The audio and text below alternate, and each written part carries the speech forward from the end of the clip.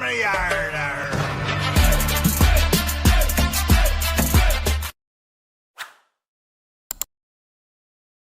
नमस्कार दोस्तों, मैं आपका दोस्त ब्रजमोहन सिंह अपने यूट्यूब चैनल बीबीएन ट्रेडिंग में आपका स्वागत करता हूं। ये वीडियो प्योरली एजुकेशन पर्पज से है। इसमें हम सीपीआर के 15 प्राइजेशन पैटर्न को सीखते हैं, समझते हैं और चार्ट पर अप्लाई करते हैं। इस वीडियो में मेरी किसी भी तरह की खरीदने, बेचने या ट्रेड करने की राय नहीं है। इस वीडियो में हम लगातार इस बात पर फोकस करते हैं कि हम किसी भी सेटअप या किसी भी स्ट्रेटजी को किस तरह से मास्टर कर सकते हैं, किस तरह से हम डेली एक ही स्ट्रेटजी के सारे पैरामीटर को हम डिफरेंट डिफरेंट चार्ट पर अप्लाई करते हैं और वहाँ से कुछ न कुछ नया सीखने का काम करते हैं। तो ये हमारे पास नामबाज स्ट्रक्चर है। ये हमारे पास बॉडी सेटअप, बॉडी रिजेक्शन, अगर इस टाइप की कंडीशन बनती है तो वो बॉडी रिजेक्शन के अंदर आती है। और ये है हमारे पास evening star, morning star, pivot pressure trade, virgin CPR, red green candle retracement, green candle breakout, red candle retracement, red candle breakout, M reversal, W reversal, आपका gap up rejection, gap down rejection, CPR breakout. यहाँ तक तो हमारा strategy का ये जो pattern है कि अगर इस टाइप की फॉर्मेशन बनती है तो हम ये वाली क्राइटेरिया के हिसाब से हम इनको यूज कर सकते हैं। फिर हम ईएमए को कैसे यूज करते हैं उसको सीखना होता है। हमको सीपीआर का जो कोल रिलेशन होता है ना, वो सीखना होता है। वाइड सीपीआर है तो क्या है, नैरो सीपीआर है तो क्या है, ट्रेडिंग के लिए क्या क्या चीज़ की रिक्वायरमेंट हो सकती है, क्या क्या सेटअप को किस तरह से हम मास्टर कर सकते हैं और उसकी पर्टिकुलर साइकोलॉजी किस तरह से इम्पैक्ट कर सकते हैं। फिर उसको है ना, रिस्क मैनेजमेंट क्या होगा, फिर आपका ट्रेडिंग की जो स्ट्रेटजी है उसको आप किस तरह से करेंगे। तो ये तीनों पॉइंट आपको ध्यान में रखते हुए स्टॉप लॉस को आप किस तरह से मैनेज करना है, कहाँ लगाना है, किस तरह से उस स्ट्रेटजी की क्या स्टॉप लॉस की उसमें आपके रिस्क के हिसाब से क्या स्टॉप लॉस बन सकता है। फिर हम जो ट्रेडिंग को हम इम्प्लीमेंट करते हैं, जो ट्रेड लेते हैं उसको हम जनरल करते हैं। जो हमारे इमोशंस होते हैं ना, उस इमोशंस में हम किस तरह से वर्क करते हैं, किस चीज़ पर आपको डिसिप्लिन में रहना होता है और क्या चीज़ की पेशेंस रखनी होती है। फिर धीरे धीरे हमारे अंदर जो कॉन्फिडेंस आता है, जो हमारा पोजीशन साइजिंग बहुत मैटर करता है। फिर हमारे जो ट्रेडिंग सेटअप है उस पर क्या क्या पॉसिबिलिटी होती है, हमें किन कौन पॉइंटों पे हमें खुद सेल्फ एनालिसिस करना होता है। जो हम कैपिटल यूज कर रहे होते हैं उस पर पर्टिकुलर हमें क्या रिस्क रखना होना चाहिए। तो ये सारे पॉइंट हमें एक ट्रेडिंग का ही हिस्सा होता है। तो पर्टिकुलर हमें एक सेटअप सीखेंगे, उस सेटअप के हिसाब से प्रॉपर रिस्क मैनेजमेंट क्या होगा, मनी मैनेजमेंट क्या होगा, उसकी पर्टिकुलर साइकोलॉजी क्या है कि वो किस तरह से वर्क करती है। सबसे पहले हम आज के दिन इंटरडे में 5 मिनट के चार्ट पर ये पैटर्न बनते हैं उनको देख। जैसे कि ये हीरो मोटो का चार्ट, ये हमारी पहली कैंडल है, ठीक। यहाँ से हमें रिजेक्शन मिला, जो ग्रीन कैंडल रिट्रेसमेंट है। जैसे ही ग्रीन कैंडल बनेगी और यहाँ से और इसके बीच में हमारा जो आरआर है, रिस्क और रिवॉर्ड, क्या वो फेवरेबल हो सकता है। तो आपको तो मिनिमम 1:1.5 का अगर है तो हम उसको ट्रेड एग्जीक्यूशन में डाल सकते हैं, हम यानी कि ट्रेड को एग्जीक्यूट कर सकते हैं। अगर इससे कम है तो नहीं कर पाएंगे, क्योंकि हमको जब 1:2 का रिस्क रिवॉर्ड रेशियो लेना है तो हमें इतना चार्ट पर विजिबल होना चाहिए। जैसे हमें यहाँ पर 1:2 से रहा, फिर इसने 1:2 तो भी दिया 1:15 से, जो कि यहाँ से ज़्यादा है, क्योंकि हम ज़्यादा रिस्क ले लेंगे तो हमारे ट्रेड सेटअप में रिस्क मैनेजमेंट हावी हो जाएगा और हम उस तरह से पूरी तरह से हम लॉसिंग में जाएंगे। फिर आता है हमारे पास बैंक ऑफ इंडिया, जिसमें आज के दिन ग्रीन कैंडल ब्रेकआउट देखने को मिला। उसके हिसाब से देखा जाए तो ये आपका एंट्री पॉइंट बनता है और ये आपका एसएल पॉइंट, पिवट आपका टारगेट होना चाहिए। इसी के बीच में 1:2 मिलता है तो हमारी स्ट्रेटजी के हिसाब से ये भी बुक करके या एसएल ट्रेल किया जा सकता है। उसके बाद नेक्स्ट रहेगा वो है सिप्ला। सिप्ला में देखा जाए तो आपको रेड कैंडल ब्रेकआउट देखने को, रिस्क हमारा छोटा है, जैसे ये पिवट निकलेगा इस पिवट तक हमारा टारगेट पॉसिबिलिटी होगी, यानी कि हम छोटे से रिस्क में एक बड़ा पॉसिबिलिटी टारगेट ही रीच आउट कर सकते हैं। इसके बाद हमारा नेक्स्ट है सन फार्मा। सन फार्मा में भी रेड कैंडल ब्रेकआउट के हिसाब से एक अच्छा मूव देखने को मिला।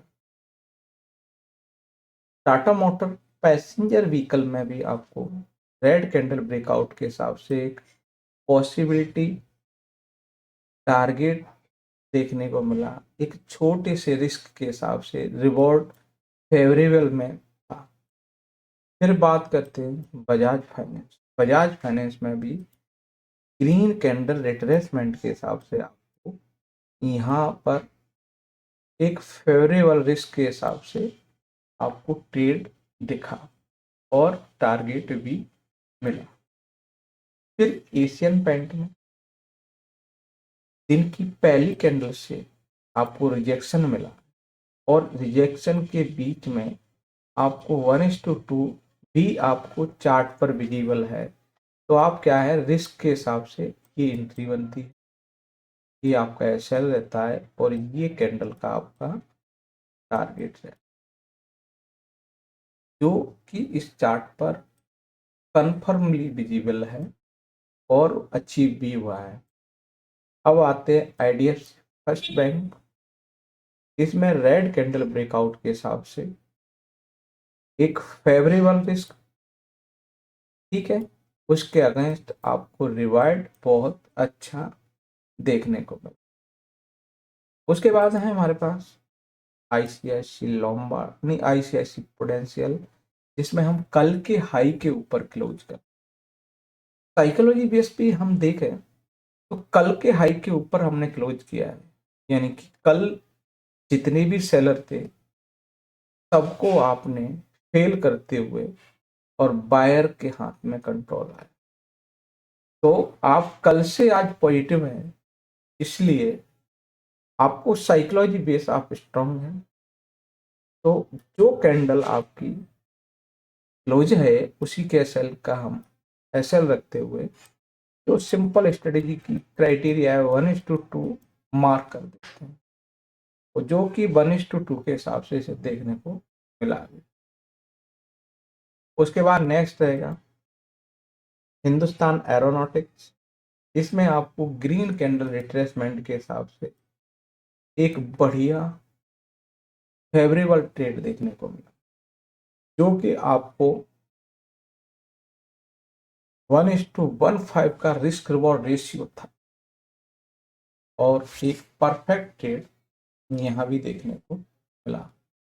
उसके बाद रहेगा ग्लेन फार्मा, जिसमें ओपनिंग सीपीआर के अंदर है, तो पीपीटी सेटअप के हिसाब से एक परफेक्ट ट्रेड मिला। फिर एस्कॉर्ट कोवेटो में भी पीपीटी सेटअप रहा, उसके हिसाब से मूव मिला। फिर हमारे पास वाल कृष्णा इंडस्ट्रीज, इसमें भी पीपीटी के हिसाब से मूव। फिर बीएससी, जिसमें आपको रेड कैंडल ब्रेकआउट के हिसाब से मूव मिला। उसके बाद है अपोलो टायर, जिसमें आपको इसके हिसाब से आपको रेड कैंडल रिट्रेसमेंट के ये आपका टारगेट, फाइनली स्विंग्स के हिसाब से ये आपका टारगेट होता है। तो प्राइजेक्शन बेस आपका ये टारगेट था, पैटर्न बेस आपका ये टारगेट, और उस टारगेट से और एंट्री के बीच में आपको फेवरेबल रिस्क मिला। और आपको रिस्क रिवॉर्ड रेशियो के हिसाब से आपको यहाँ भी एक प्रॉपर तरीके से आपको ट्रेड देखने को। ऐसे ही आपको एल्केन लेबोरेटरी में भी आपको जो कल के हाई के ऊपर हम क्लोज करेंगे ओडी सेटअप के हिसाब से, आप कल से बेहतर हैं और वहाँ पे आपको एक मोमेंटम देखने को मिला जो एक बेहतर रिस्क रिवॉर्ड रेशियो के हिसाब से देखने को मिला। उसके बाद है हमारे पास आदित्य बिरला कैप। इसमें भी आपको ओडी सेटअप के हिसाब से, सॉरी, रेड कैंडल ब्रेकआउट के हिसाब से मूव दे। और जैसे ही हम क्लोजिंग मिली यहाँ से सीधा थ्रो वन कैंडल में ही आपको टारगेट हिट कर दिया। उसके बाद सोना BLW जो कल के हाई के ऊपर ओपन होते हैं और उसके नीचे क्लोज करते हैं, ये setup by evening star pattern होता है। और इवनिंग स्टार पैटर्न के हिसाब से इसमें इसने CPR को फिर फर्दर CPR के अंदर pivot to pivot as a target आप यूज कर सकते। के बाद हमारा अगला चार्ट वो रहेगा मिथुन फाइनेंस जो PPP सेटअप के हिसाब से मूव देखने को मिला। इन लास्ट है लॉरस लैब जिसमें भी रेड कैंडल ब्रेकआउट। ये थे हमारे स्टॉक के अंदर जिनमें पर्टिकुलर ये पैटर्न बने। अब बात करते हैं Nifty, bank Nifty, Nifty, Sensex और निफ्टी मिड कैप उन इंडेक्स में किस तरह से ये काम किया। मॉर्निंग में हमारा कोई भी पैटर्न नहीं, यहां से ये रिजेक्शन मिला। ठीक है, इस रिजेक्शन के हिसाब से आपका पहला RCB के हिसाब से ये टारगेट जो आपको RCR के हिसाब से देखने को मिला और यहाँ से इसने इस स्विंग तक लेके गया जो आपको प्राइजेक्शन बेस और दोनों बेस आपको टारगेट देखने को मिला। फिर ये एक बार फेल हुआ, 2 बार हुआ, 3 बार हुआ, फाइनली फिर एक स्ट्रॉन्ग रिजेक्शन के साथ यहाँ भी आपको मूव देखने को मिला। तो हमारे पास यही फॉर्मेशन अपने पैटर्न के हिसाब से था जो यहाँ मूव देखने को। उसके बाद बैंक निफ्टी में फाइनल RCR के हिसाब से इसमें भी है रेड कैंडल रिट्रेसमेंट जो आपको यहाँ से स्ट्रॉन्ग रिजेक्शन दिया और इसके बीच में आपको एक प्रेफर रिस्क रिवॉर्ड रेशियो के हिसाब से आपका RR फेवरेबल। उसके बाद नेक्स्ट रहेगा वो है सेंसेक्स में भी आपको RCR के हिसाब से मूव फेवरेबल मिला, यानी कि आपका RCR तीनों इंडेक्स में मिला और टारगेट हिट किया। सेंसेक्स के बाद में वो निफ्टी के बाद सेंसेक्स है। सेंसेक्स में हम बात करें तो हमारे पास ये है और यहाँ के हिसाब से इसमें कोई भी पैटर्न बना ही नहीं है। जब इसमें कोई पैटर्न ही नहीं बना तो इसमें पूरी तरह से आपका अवॉइड रहा। इन लास्ट इंडेक्स जो रहेगा वो है मिड कैप। मिड कैप में हम बात करें, हम कल के हाई के ऊपर क्लोज किए हैं। यहाँ ओडी सेटअप रहेगा, ये पर्टिकुलर SL हिट होने से बचा और एक प्रॉपर रिस्क रिवॉर्ड रेशियो के हिसाब से यहाँ आपको ट्रेड देखने को मिला। स्टॉप लॉस से नजदीक ही से घूमा और आपने टारगेट किया तो कभी कभी ऐसे भी दिखेगा। सेम इसी तरह की स्ट्रेटेजी हम कल से प्लान कर, कल के लिए क्या कर सकते हैं वो हम देखते हैं कि कल के लिए पर्टिकुलर CPR देख सकते हैं। CPR जो आज के हिसाब से कल के लिए नैरो होगा या आपका वाइड होगा।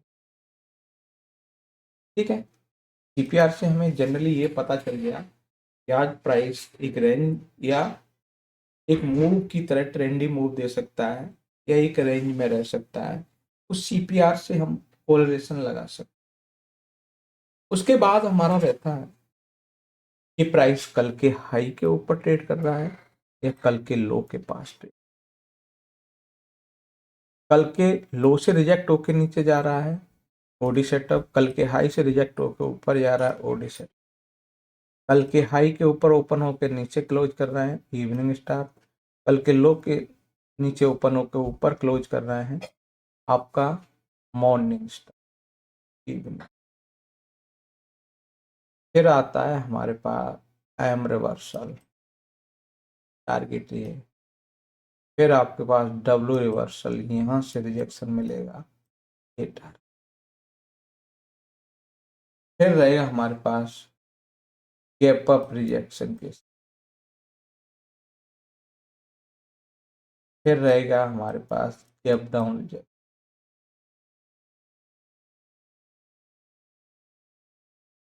तो इस तरह से ये पैटर्न वर्क करते हैं। सीपीआर के अंदर ओपन हो रहा है, फिर ऊपर क्लोज करता है पीपीटी बाय, नीचे ओपन हो क्लोज होके नीचे क्लोज करता है ओपन होके सीपीआर में, तो ये पीपीटी सेल रहेगा, ये आपका बाय रहेगा।